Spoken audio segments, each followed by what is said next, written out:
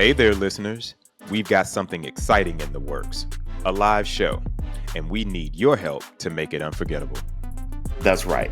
We put together a quick survey to learn what you love to see, hear, and experience at our live event. Now, it'll only take a few minutes, and your input will help us create a show that truly connects with you. So scan the QR code or check the link in the bio and let your voice be heard. We can't wait to bring this to life together. We thank you for being a part of our community, and we'll see you soon.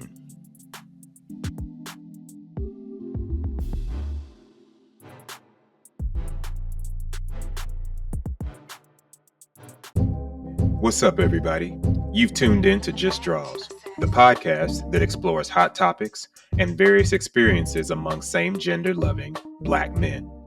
In each episode, we offer raw, vulnerable, and stripped-down perspectives to give voice to our frequently overlooked population. Here, we don't just scratch the surface, we dive deep, peeling back the layers of our experiences as well as heteronormative stereotypes. Let's get into this week's episode.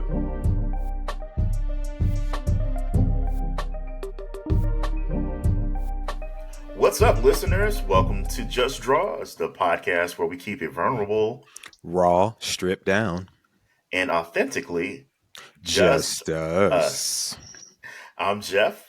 And I'm your boy Darius, aka DMC. So grab a drink. Or keep your hands on the wheel. Readjust your support. And let's get into it. All right. So today we are coming from the West Wing. So we're back here. We're back here. Okay. Back to the West Wing. Back to the West Wing. All right. So if you've been listening for a while, we did a show last year, Election Reflection, and we had a political analyst as a guest. And That's today right. we are welcoming back Ben to Just Drawz because we wanted to talk about the aftermath of the U.S. presidential election as we go into the inauguration. So Ben, welcome back to the show. Thank you for having me. A political analyst. That makes me sound so important. Yeah. You're our political analyst. You're our political analyst, right? Sir. And that's all that matters. I will take that. Yeah, I am not a professional political person at all. So, to me, you're the analyst. All right. So we've got a couple of talking points that we want to talk about today going into this election. So we know that the preferred candidates lost. The more qualified person lost.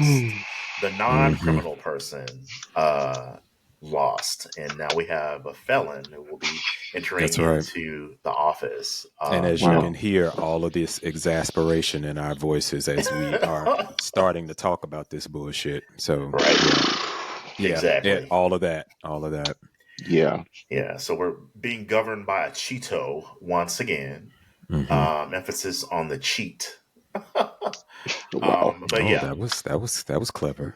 That was nice. I see what you did there. Nice. Yeah. So, that's been the cards that we've been dealt. So that was what the Americans chose, and we're back to where we were, a regression, if you will.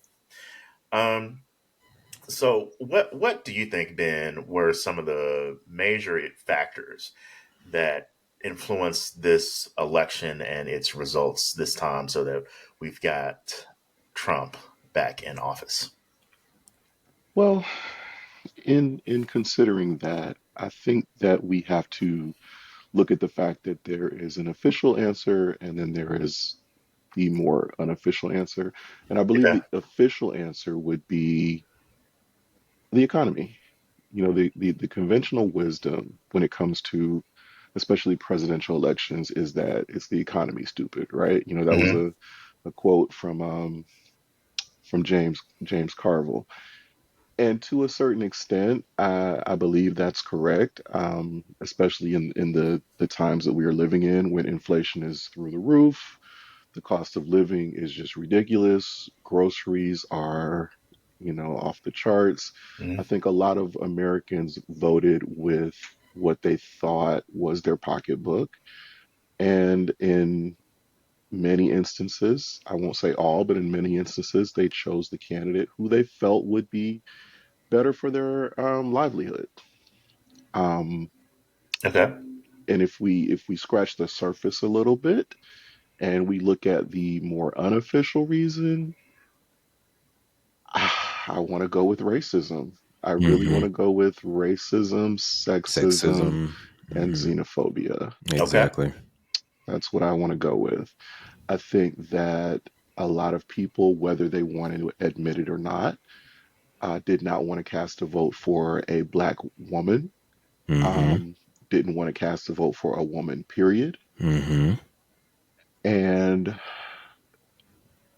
this is where we are. This is where we are.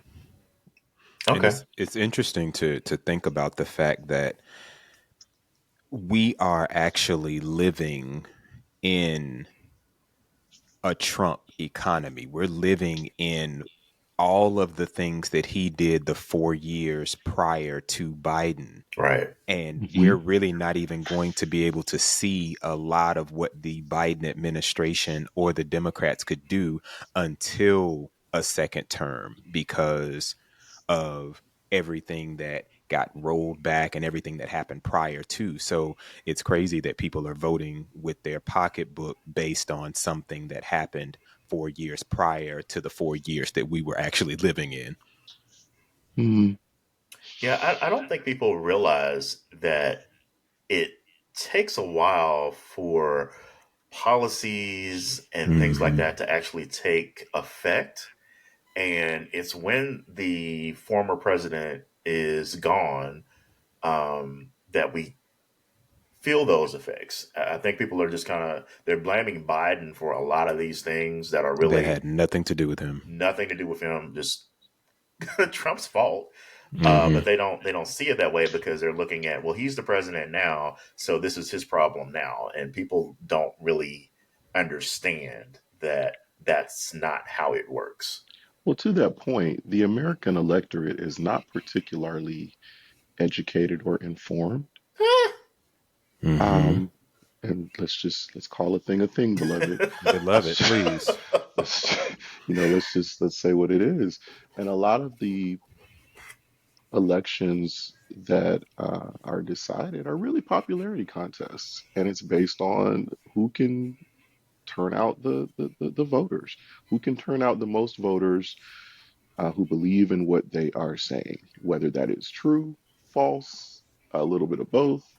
People don't care that much about the facts. People don't care enough to research and dig in and do the necessary work to really, really understand what it means to elect a candidate and what that candidate is tasked to do once they get sworn in. So, again, here we are. Yeah, and I feel like the economy definitely important, but I feel like a lot of the social issues are the things that people don't really understand until it's too late. Because when we start losing, things such Freedoms, as Thank rights you. and what was that? I'm sorry. Freedoms. freedoms. Freedoms. Yeah. Once we start to lose in a row those freedoms, then it doesn't matter how much money you have because how are you going to enjoy whatever that is that you're trying to do? You've lost freedom. So yeah, you got a little bit more money, but the little money that people did see when they got those checks, that money was quickly erased. It didn't go far. So And it was, I mean, but it wasn't even like it was an a significant amount of Right. money. I mean, mhm, it was nice. Like it was a nice little piece of change. It's like, oh well, I just got a little piece of bonus at the mm, job, and right, so I'm gonna go out and get a little outfit and my hair done, and maybe bottle service and maybe get bottle service at the club, and then it's and a gone, section. right? But and it's like people are looking at that like, oh yeah, I want to get a, you know what? Just don't. Just don't, friend. Just don't do it. Just don't. And a Okay. BBL Oh Lord, and the yes. thighs don't match. A That Hmm. bit. bullshit. Uh, so, moving forward, so how do you think the voter turnout and the demographics changed for previous elections? Like you mentioned that it was a popularity contest, but my understanding is that there were a little bit less people that went to the polls this last election. Well, it's interesting, and I think a lot of that data is still being aggregated. I Hmm. did happen to look at Florida, right? So I took a Okay. look at the Florida turnout for the presidential elections in 2016, 2020, and 2024. So in 2016, in the state of Florida, we had a 75% overall turnout. In 2020, we had a 77% turnout. Keep in mind that was during COVID. Hmm. 2024, we had a 78% turnout. So typically what I see happen in Florida is that the turnout always goes up. That's how we that's how we plan elections, right? We look at historical data, we look at who turned out before, and that's kind of how we figure out how we order enough ballots. We staff enough poll workers, we get enough equipment based on what happened before. But when I looked at my particular county, and I will have to say that my county is heavily Democratic, in 2016, our turnout was 72%. In 2020, our turnout was 76%. In Mm. 2024, our turnout was 65%. Okay. So it went down. Yeah. That is not something that typically happens. And I feel like I talked about this on the last episode that we taped, but I know that I said or I thought that the level of excitement for Kamala Harris was nowhere what I saw um, from Black people Okay. for Barack Obama. The Obama levels of excitement and the Harris levels of excitement from Black people were really, really different. Were really, really different. That's just based on my own. I can't quantify that with any particular number. That's Hmm. just what I saw in 2008 and 2012 and this particular past cycle. It just didn't seem to be the same. I don't know what that's related to. I have my thoughts, Because yeah, that was but going to be my question. Like, did you have any ideas of why those levels of excitement? I mean, other than the obvious of it's a woman, which I think is bullshit still. Right. But I think a lot of it had to do with President Obama being the first, and with that the just the idea of that, the first Black man, we can elect this man as president.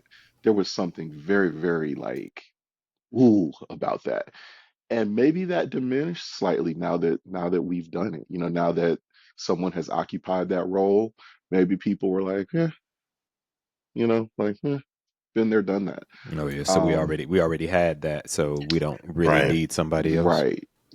A lot of voters would say that President Obama was not able to galvanize the same levels of support for Vice President Harris that he was able to galvanize for himself. A lot of people would say that he wasn't able to speak to Black men, especially in the way that Black men needed to be spoken to earn their vote. I do want to say that Black people overwhelmingly supported Vice President Harris in her campaign.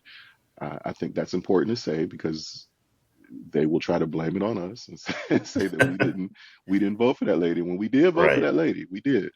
Um, but yeah, I don't know if my experience is the same as maybe what you guys experience where you live, but that's just what I saw from living here. The level of excitement just wasn't the same. Okay. And that's valid. I will say this. I mean, she really did not have a long runway to even run her campaign. She didn't. And it was such like a surprise. Kamala's running and she didn't, had Biden ran and won, she would have had 4 years, to start getting on her campaign and getting things together to become the front runner. Hmm. And so now, you know, I think even though she ran a very good campaign, I feel like she probably could have converted some people over on the black side that did not vote for her. But I don't think it was a significant amount. I think her biggest hurdle was probably white women, um, getting them over the Who path. would probably vote the ways that if they're married, they were probably voting the way that their husbands were voting anyway. Yes, that and probably Latino voters, Oh, it was because a lot of absolutely them, Latino voters, and I want to Hmm. talk yeah, about them. yeah, because I think a lot of that, from what I read and my understanding was, many of them felt that she was so focused on social issues, and people were getting focused on trans rights and abortion and things like that. And a lot of conservative Latinos, they were going to go for Trump. And, a lot of them felt like the wall and deportations and things like that did not affect them because they weren't like any of those Latinos. They were the good ones, so I feel The like they they not voted like us right. bullshit. So what do you think that demographic, how did they affect the election? I want to talk about how Latino voters affected me. Okay. Let go. I, how should I put this? Part of the reason why I cast my ballot the way that I did, and just for the record, I voted for Kamala Harris. Part of the reason that I voted the way that I did was because I felt there was such a negative rhetoric around the Latino population, the Latino culture coming from the other side. Um, and that disgusted me. Like that just, I couldn't support a candidate who thought like that about another minority group because then what do you think about my minority group? Hmm. And then what I discovered is that Latino voters did not keep that same energy. It it didn't matter that much to them. And so what that taught me as a voter is that I probably need to be a little bit more selfish. I probably need to be a Hmm. little bit more concerned about how issues affect my people more than how they affect another group of people. And that's not to say that I wasn't before, but this really highlighted that for me. This really highlighted that for me. Latino voters they did not keep that same energy that I had. Um, and I so mean, and that, considering that the conservatives were calling Puerto Rico a trash can, or Right. was it a trash dump or a trash landfill dump floating trash in dump the, floating in the, yeah, like all of that. So it's like, come on now, like y'all for real. But so Did I they hear not I know hear what what? you're saying. Yeah. yeah, I'm not going to care more about it than you do. Yeah. And you I'm can't, and that's what's so sad, that it's like you want to have this level of humanity because we tout the United States as this great melting pot, and it Right. is the land of opportunity, and it's mm, liberty and justice for all, blah blah blah. You hear all of that stuff, but then you see things like this happen and you go, okay, where is that? Where are these levels of humanity? Where is all of this? I mean, does there have to be some sort of instance or situation that happens away from the United States for us to galvanize together here in the United States? Because everybody was talking about ceasefire, over in Gaza, mm, hmm and we could all come together for that, but we can't come together to choose a competent and confident leader for this great melting pot and the land of opportunity. And we can't do that. And Jeff, I'm glad you said something about uh, Kamala's landing strip, how she just didn't have enough. It feels like she wasn't revved up enough, or that she couldn't get Hmm. revved up enough to actually really make an impact because, Joe almost control alt deleted like Mitch McConnell did when he was giving that speech during his debate. And Hmm. so I'm like, okay, yeah, it's time for you to go ahead on and step down and let somebody else come up and handle this, because I don't think you're gonna make it. Well, I kind of feel like that wasn't fair for Biden though, because I feel like what ended up happening, from what I recall, is that a lot of the talking heads on the political shows and the talk shows just kept talking about it over and over and over again. So we went that whole week. They were talking about, oh, he should drop out. Oh, he should drop out. Oh, he's too old. Oh, he's this. Oh, he's that. And I kind of felt like he got a rough end of the stick there, because I don't think he got a good, fair, balanced overall look of what he was capable of. I think he had that one slip up, and then people just kind of like stacked on it and just kept piling down on him. And I don't think there was too much of a way for him to recover. And then once the Democrats all got together and was like had their secret meetings and this, that, and the other, and it became a big deal that, okay, well, we're just gonna have to put Kamala out there, and that's ended up what we got. And I think they played the hand that they were dealt, but I feel like that probably was the best hand that we had. But I don't think there was going to be any recovery, the other than something tragic happening to Trump, or some really crazy last minute scandal would have been the only things that would have derailed that man's candidacy.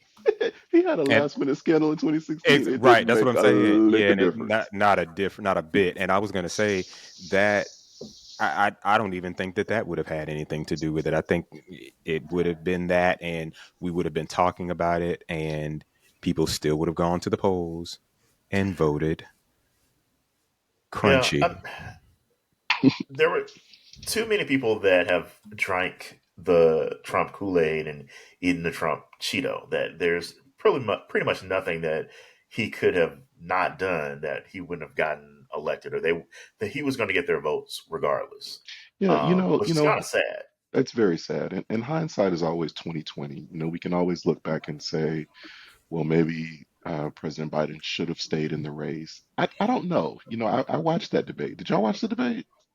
I watched it the day after people started talking about it. Baby, Yeah, look, I watched it as it was happening, and I it did was too. it was a Yeah, train wreck. Like it was. I don't think there's any way around that. Could he have overcome it? Possibly.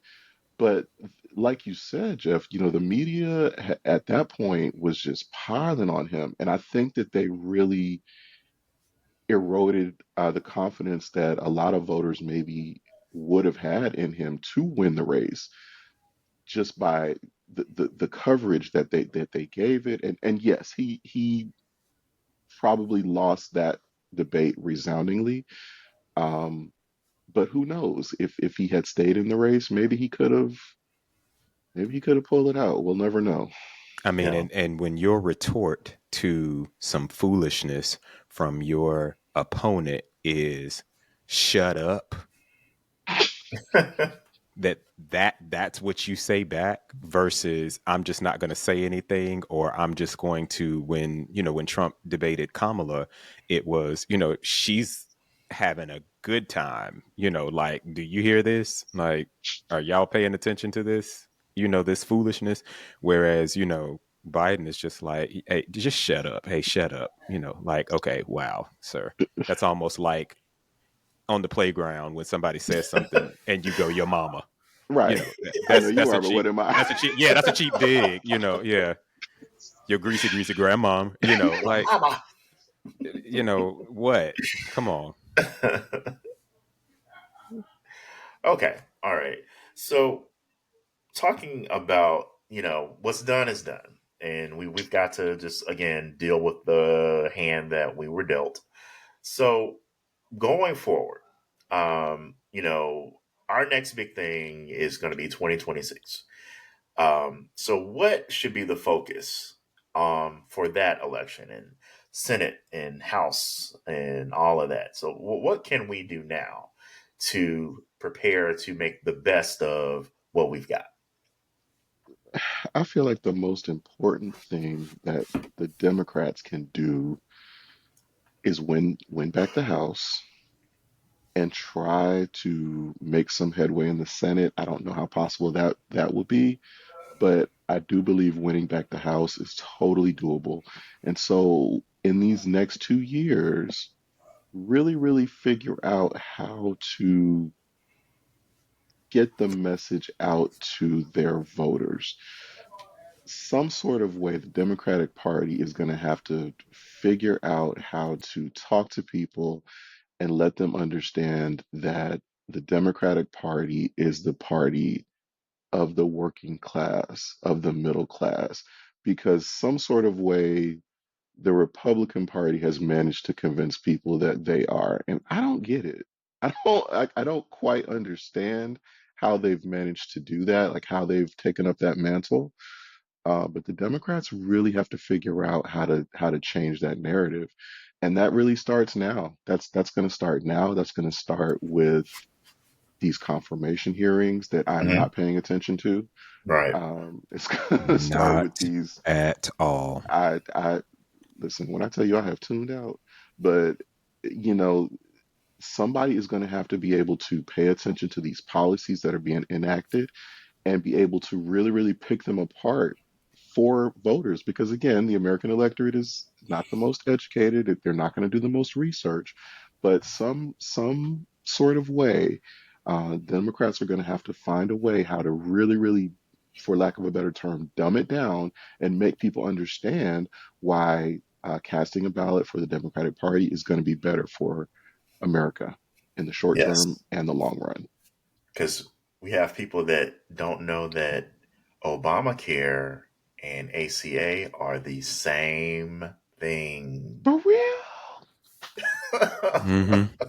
Obamacare is bad, but ACA is ACA good. is good, I yeah. like that. But they're exactly the same. Okay. Let Yeah. me jump in real quick here. The in looking towards the future, and as Jeff just kind of talked about, or as both of you talked about, this past election really did cause a lot of division between friends, family, and there was a lot of emotional response to the past election. So, like, do you feel like, or do either of you feel like that division and that emotional response that we will have kind of gotten over that in these next 2 years in order for us to actually galvanize and say, okay, you know what, I'm upset about this, but here's how we need to move forward. Hmm. I would like to think so. Speaking for myself, I was disappointed that uh, Vice President Harris did not win. I wasn't Me too. surprised. Hmm. I wasn't nearly as devastated out as I was when Hillary Clinton lost in 2016, and I think Hmm. that's because I prepared myself for it. Um, there was no way in 2016 that you would have convinced me that Donald Trump would win. Like Right, right. I never would have thought that. And so Yeah. when he won, I was hurt and angry and embarrassed and all of the things. And this time I was just like, well, this is America. Hmm. You've um, gotten used to it. I You've gotten had, and used to the disappointment. I had, and honestly, I had never really truly let myself get excited about a Harris administration. For Hmm. that particular reason, I just because Hmm. I know what America is capable of, and I just didn't want to be disappointed. So I think for me, this my reaction this time was a lot less emotional Okay. and Yeah. more rational. More, well, this is what I thought could happen. Hmm. Um, So you were kind of you mentally and emotionally prepared yourself for the worst, but hoped I for the best. I did. Mm-hmm. But what I don't know is how to get myself excited about the work that needs to be done. I Mm-hmm. have not Mm-hmm. managed to get there yet. Yeah, I'll say for me, I was pretty good up until the last, I want to say 10 days before the election. Because living in the battleground state of Georgia, um, we had both candidates were here multiple times within that 10-day, 2-week period. And up until then, I was okay. But then I was like, it's very close because if it wasn't close, they would not be here. Hmm. And that's when I started to get more concerned. So on the night of the election, when things weren't looking good, I was like, all right, well, I'm going to bed. Woke up around about Mm-hmm. 3 o'clock, picked up my phone, looked at the map, was like, oh, okay, and went right on back to bed. Because I, Mm-hmm. at that point, I was like, well, damn, and that was just kind of it. And I was like, I can't believe it. Wake up, turn on the TV, listen to the Talking Heads and all that stuff, and it was like I just was sitting in disbelief, like I can't believe that people sat up there and did this, and at the Mm-hmm. same time, I can believe people sat up there and did that. Mm-hmm. Because just the stupidity of it all, Mm-hmm. the racism of it all, and the narrative that the economy is just going to magically get better, and Like I, Bewitched. like Bewitched. And and the crazy thing is, and I hate to say this, but I mean, I have a little bit of money in Bitcoin, nothing that can buy me, a mansion, just Hey, probably some groceries. Jeff. And I'll say that my little Bitcoin money did go up, my stock money did go up, Hey, but Jeff. this is the problem. He's putting in applications for sugar daddies. I can't buy anything with that money. It's very little. It's really insignificant. Oh, bye, Jeff. But it's Boo. it's a little bit more than what it was. Like I could probably buy a PlayStation. Okay. But I say that to say that yeah, those things went up, but I'm not confident that they're going to stay there. I feel like once we get that man in office, that it'll all come crashing down. Something's going to happen. I just feel that this is just a small little blip. But I'm no expert when it comes to stocks and things like that and investments. But I'll say that, yeah, it went up a whole lot within the last, 6 weeks or so, that it wasn't doing all the times that I started making the little 15-cent purchase of Bitcoin here and there, but it has added up. But at the same time, I don't care about that. I'd Mm, rather have my freedoms. mm. And that kind of goes back to what I said, earlier. Yeah, I got a little bit extra money in Bitcoin. Yeah, I got a little bit extra money on my stocks. But no, that I'd rather have had half of what I got in there, because again, it's insignificant, and have less worry about where this country is going as far as the rights and freedoms that we're branded on than that. So So again, that yeah, I really goes back. I'm sorry. No, go ahead, go ahead, Ben, go ahead. That just kind of goes back to caring more about our neighbors and a little bit less about ourselves. a little bit of empathy. Yeah. Is that naive? Are we being naive? No, I mean I think that in a perfect world that and not even a perfect world, but like a functional world, like that would be the bare minimum that I feel like people should exhibit or should exercise. It's just that little bit of empathy. But I was thinking to myself about that the other day in the car. I was like, you know what? This world is fucked up. Mm, Everyone's about we are back to me thinking like the Yeah. 80s, Yeah. but we are also going back to a little bit more of it's this weird area where conservatism is taking hold in a way, but also we're at a point where people have less shame, which is odd. Hmm. Or I want to be conservative as long as I want to be conservative on this thing, Yes. and this thing, but I want everything else to be liberal. So I want to Hmm. have rights and claims and titles and advantages because I'm a part of this minority group or this minoritized group or this essentialized group. But oh no, we did the trans don't need to be in sports. Mm-mm. Mm-mm. You No, no, can't no, have it. no, no. We can't do that. No, no, no. And church, God, and everything else. I mean, after the election, myself, I Christian was nationalism. Christian. Yeah, exactly. But you're not doing Christian things. Uh, but another topic. So, but I was interestingly, Ben, when you said that you were really devastated when Hillary lost.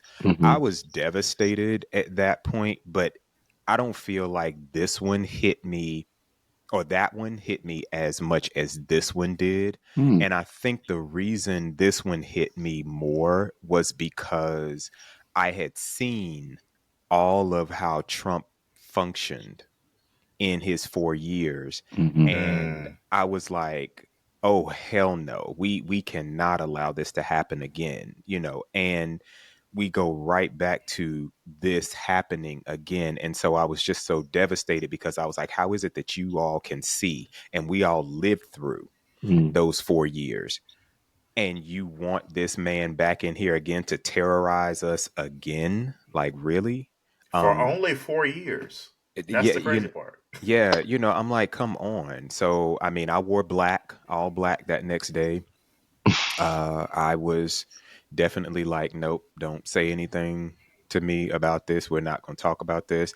It Mm. was interesting because I had a student who wrote an essay about his argumentative essay was the topic was Trump should not be blamed for the January 6th insurrection.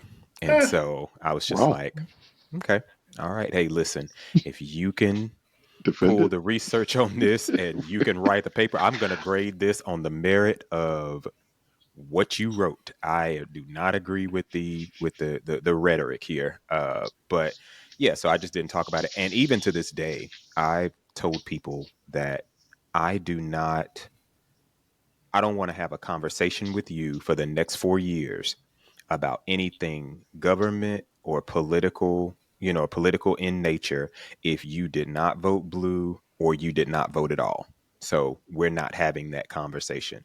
And I have a couple of people who constantly want to talk about things that are going on within the government. And I know they didn't vote because they said to me, oh, I'm not voting because I don't have confidence in mm-hmm. either candidate. And I was like, okay, well then no, we're not talking about it. And they'll try to start talking about, well, nope, nope, nope, nope. Go ahead and stop. Let's change the subject. So, how was your holiday? What you eating Right. for dinner? I think I think that's so important, brother, to Mm-hmm. protect your peace in that way. Oh yeah, The absolutely. the way that I did, just to go a little bit off, is to really just unplug. I've turned off notifications on my phone from my political channels. I stopped listening to the NPR Politics podcast. I no longer consume mainstream media. I don't know what is going on in the world. I'm just as ignorant as I want to be. Um, and And so are a lot of Americans. Go I ahead. low key like it here. Like I get it. Mm-hmm. I totally Mm-hmm. understand why they live here because I can't. I really really can't. And that has been my saving grace. I kind of don't want to know. I don't want to know. I am definitely there with you because there are times. I mean, anything that comes on the news or any story that I see that has his name on it, I immediately scroll past or I change the channel or I mute it and I look off and start doing something else until that goes away, and then I come back to it or I come back to whatever it is I'm doing because I don't want to deal with it. You know what I'm You have saying? deleted him I have as much as you can. he's been deleted. Okay, blocked, Blocked. deleted, denied. Blocked. Okay, dishonored, everything in my life. Yeah, Mhm. and it's interesting because sometimes I've gotten into conversations with people that did not start off talking about politics and things like that, but once you start talking about work and things like that, sometimes you get into politics, and just from the context of what some people say, I started to think, I bet he voted for Trump. I bet she voted for Trump. Just and these are, black folks that I'm talking to. And it is Or I've so had crazy conversations. that we go there, Yeah, immediately go there. or it'll be that they probably didn't vote at all, like you said, and you just kind of be like, "Oh yeah, you sound like somebody that probably voted for Trump because you thought you were going to get some money or something like that." And yeah, how I move around those people after that until I get kind of some type of confirmation or inkling that maybe they did not vote for Trump. I just kind of put them over there where Mhm. Wendy Williams puts people over there. Mhm. So they Exactly. sit over there until something else happens or I hear something that I'll think like, okay, I'm still watching you, but I'm gonna move you a little bit closer, Mhm. but you're still over there.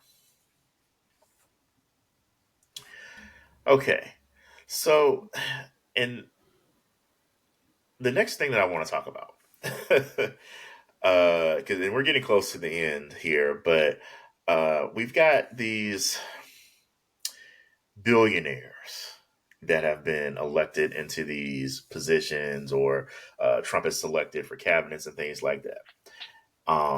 And we've been talking about the economy, and I feel like these people are a little bit detached from reality.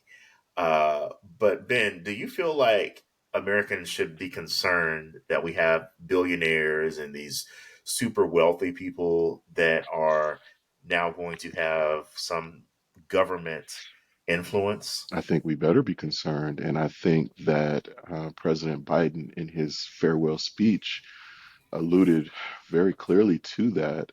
He gave the example of looking towards the past when this happened before.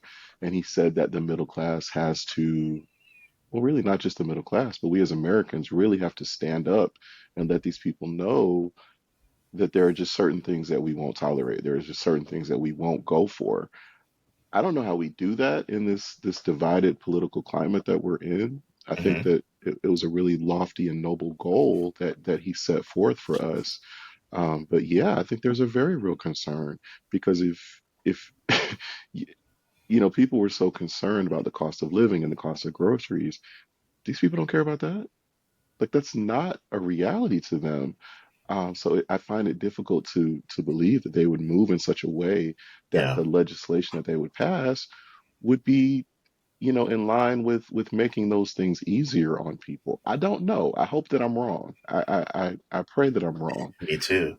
But I think we ought to be very concerned about that as Americans.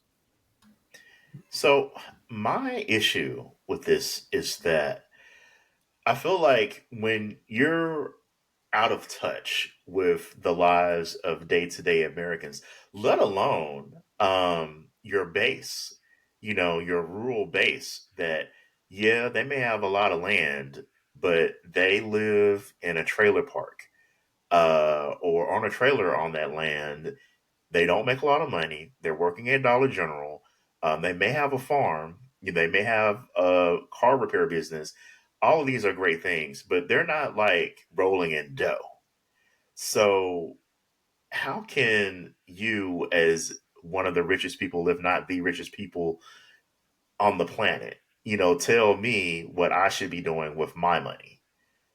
And if you're so concerned and so altruistic with your wealth, then why aren't you taking some of that money that you have and helping people in your base or helping people that relate to the people in your base, the farmers and the day-to-day people that working at Walmart, working at Dollar General. I don't see how you can tell me to I need to return to work because I've been working at home and I've been fine, but you think I'm now not productive at work. But the gag is you want me to go back into the Uh-oh, office Kiki. because, right, you want me to go back into the office because you are dealing with real estate and no one's in the office, no one's paying rent. I need people in the office. I need people renting out my space. I need people renting out the store and the restaurant in the bottom of the office building so that I can get money from these rents. But we got to hire people to clean up those offices after 5 o'clock when people go home. And the people that would have been doing that are the people that you are trying to get to leave or deport from the country. Make it make sense. Yeah, no. That's right. you know, so yeah, I just, the whole process doesn't make any sense to me. And I'll say, as a person that works from home, I feel like I have a lot more freedom. Yes, I have a lot more responsibility to stay on task, but at the same time, you get a little bit more out of me because now I'm not spending 90 minutes going each way to and from work in traffic, stressed out. I'm not buying clothes just to look nice in the office. I'm walking around in my sweats, draws or less, and because I don't have to be on camera, Gross. So why, you know, to me, I feel like I'm more productive because now I don't mind working late on Fridays because at 5 o'clock, I'm done. I don't have to now commute. I can be like, all right, 5 o'clock, I'm done. Let me get into the shower, put on some clothes. Let me go out and go out to eat, go out to movies, go out to the club, something like that. You know what I mean? I just, Did you say the club? the I club. did. I Oh, okay. did. Got you. I just wanted to make sure that that was what I heard. Yes, the club. What I heard, the club. Yeah. So moving forward. So and this kind of goes back to what we were talking about earlier.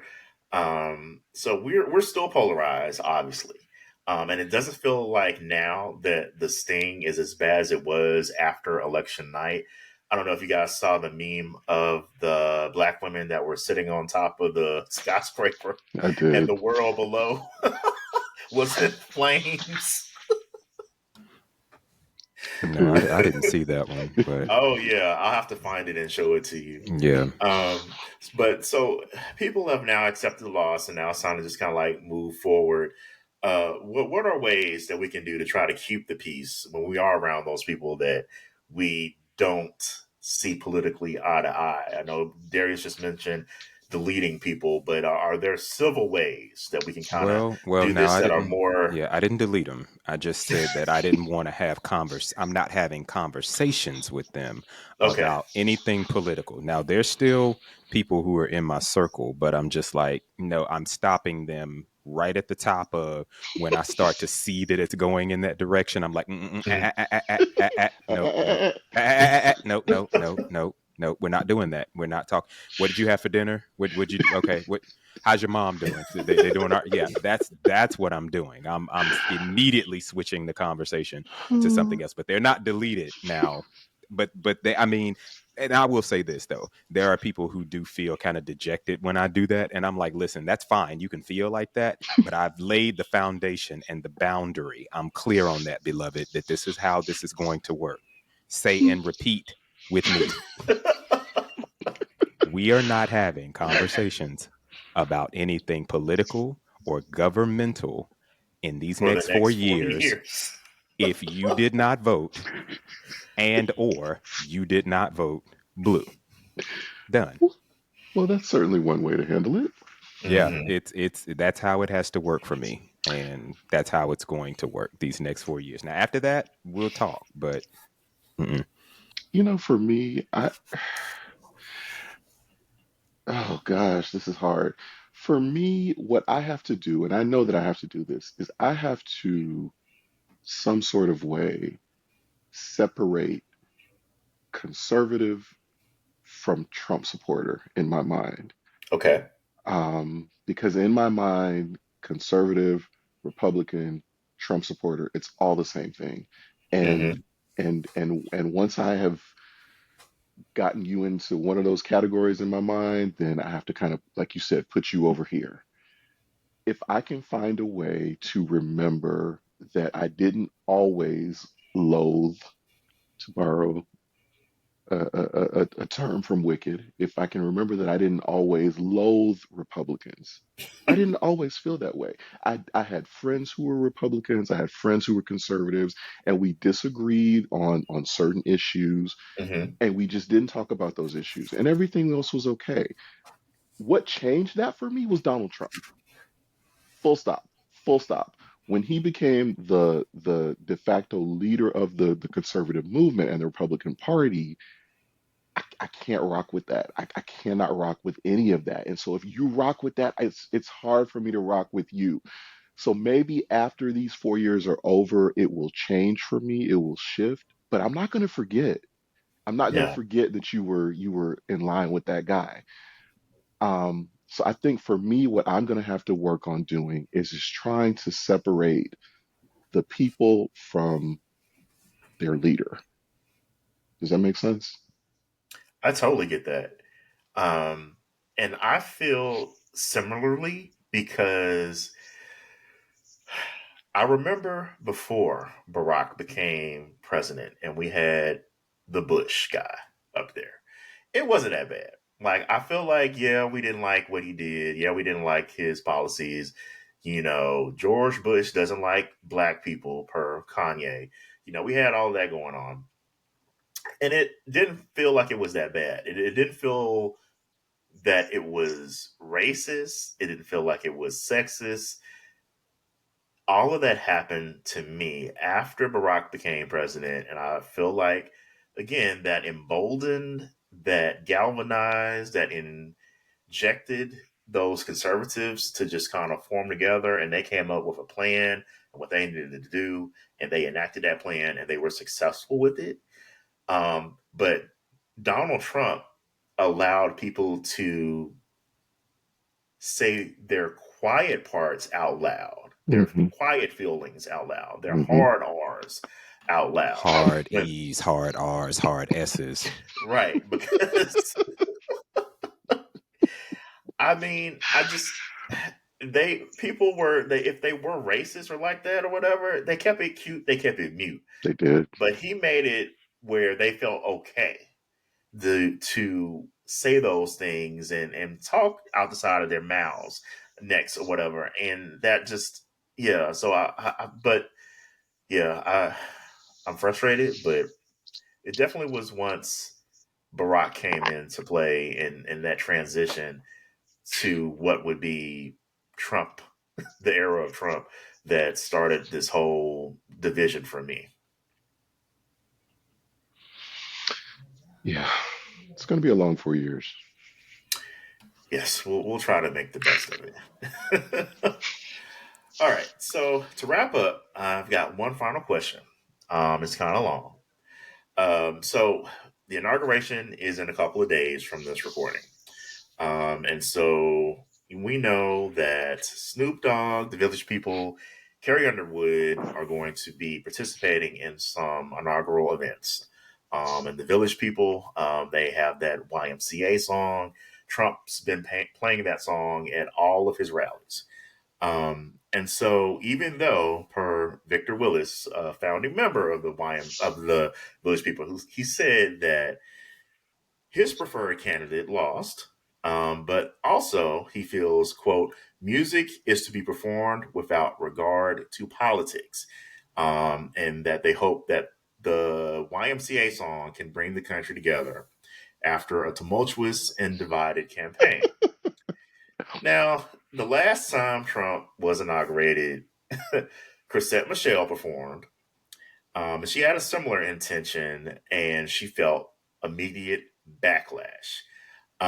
She lost a distribution deal and her live performances didn't sell well. And a lot of people haven't been able to get beyond that with her.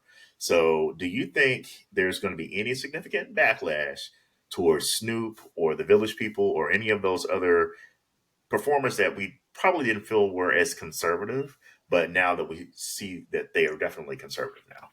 Can I ask a couple of questions that might sound a little bit insensitive, but are real? Sure.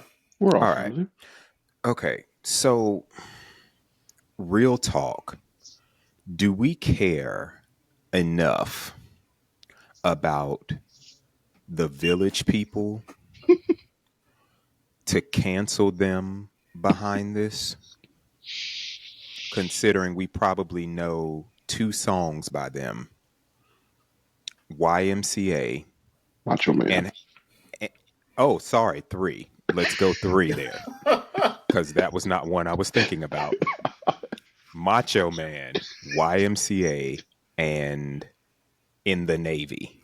Ah, I forgot In the Navy. Now, I don't understand or see how any of those songs would fit with any of the rhetoric that this campaign was pretty much won on.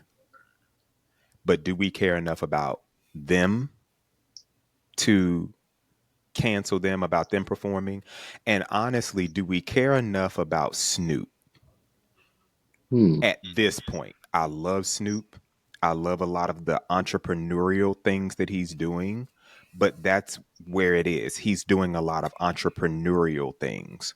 Like he might does he is he part of that Rap Snacks brand? I Not don't know. sure. I Okay. mean, people Well, didn't cancel that over Boosie, so you know what I'm saying? Okay, so that, but then like that line of clothing that he has at Walmart, no, I don't know too many people that are buying that like that. That's an interesting question when you put it that way. Because it's not like he's putting out like music and that he's still doing a lot of concerts and stuff like that. Like Snoop is another entity now. It, so he's turned into like a media personality now. Like right. he's doing the Olympics, he's doing Well, The just TV the Voice. shows, and just this past Olympics now. Yeah, he yeah, hadn't been yeah. doing So anything he's prior to that, which I still can't right. understand why you were there. Yeah, he's on The Voice. Like he's doing things that are And I still can't understand why he's there I entertaining, either. I don't but understand that either. he's not actually entertaining people himself. Yeah. So Mm. When I first heard that Carrie Underwood was performing, Okay. Oh well. I well Apropos. That's what I thought. it kind of fit, to be honest. It wasn't surprising. Um, when I heard that Chrisette Michelle was performing, I was very surprised. Yeah, mhm. me I was too. very surprised. Um, and then I read her reasoning and what she thought it was going to do, and it still just it felt flat to me. Um, do I think the level of backlash will be the same? I don't, because their fan bases are just completely different. Um, I like I don't think black people care enough about Carrie Underwood to cancel her. Oh no, oh no. Yeah, She's no, that's what I'm been saying. she was Yeah. just added on the list just as Just recently. Yeah, I remember seeing as that. a American Idol performer, but yeah, she's been on conservative street for a minute. This is not new to her. Right, exactly. So I don't think it'll be the same. I don't think it'll be the same. Snoop, I, I can't call it that one, to be honest. I I can't call that And one. what is he going to perform?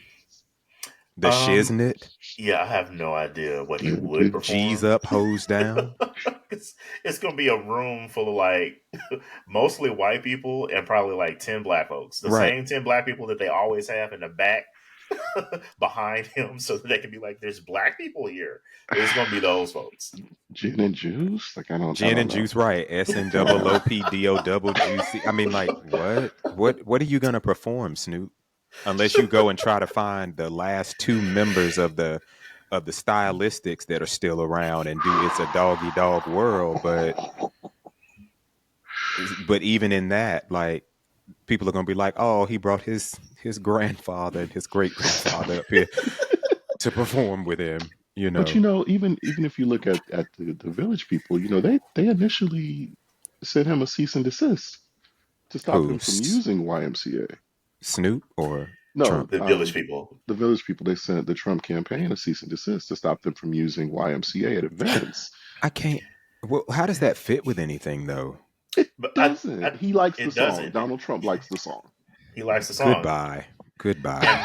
And what's weird, and I feel like he's stuck. Like his music preferences are like stuck in that disco era. Like he hasn't really moved beyond that. So to him, that song is like, oh, it's great. Oh, But that's sookie probably sookie now. That's my jam.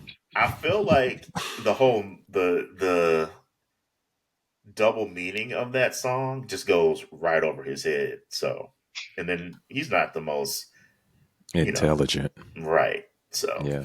I mean, can somebody send him the lyrics to that and be like, okay, do you know do you know exactly what you're singing, sir? Like this is, it's fun to stay at the Y. Okay, he probably likes to do the little dance, maybe. form of the YMCA. He probably likes to do that. Yeah, like, but I mean, again, what does this have to do with anything related to America? I mean, maybe the YMCA was a staple in America. I don't know, but I mean, come on, like, how are you gonna mix? Okay. Right. So again, I go back to my question of: do we really care enough about at least those three that you mentioned to really for it to matter? Yeah, I don't feel like, people definitely like a couple of those Carrie Underwood songs. I don't think anyone likes the Village People like that. I don't think they're really gonna have any backlash. I feel like for them, if Kamala was your preferred candidate and she lost and you're still going with this, you're doing it for the check. Absolutely. And I get that part, but I don't, again, it kind of goes back to what I said before about the stock thing. Like, it's not worth it. It's not worth this stain on your legacy that you've been known for these gay anthems and these gay songs and your gay presentation, you know, for this, especially this man. And you already know what he's about. So you already see what happened with Chrisette Michelle. And full disclosure, I did go see her at City Winery a couple of years ago. Not bad. I enjoyed it. Do I need to go again? No. But it wasn't so bad where I felt like, oh, yeah, I'll never go support this lady again. Because I really wasn't that invested in her like that. And after she did her, apology tour, I was like, all right, cool. It came up as an event for my group to go do. Let's go do it. It was fine.